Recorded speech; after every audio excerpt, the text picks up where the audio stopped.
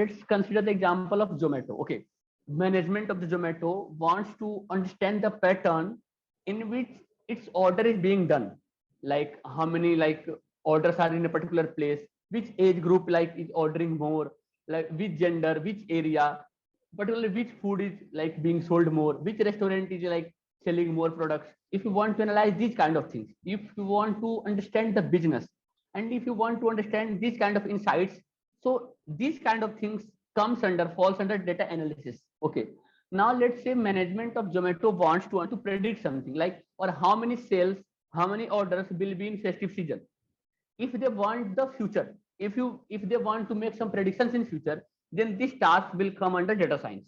So means, so in nutshell, understanding the current scenario, understanding the current business will come under data analysis, and making some future prediction or automating something will come under data science.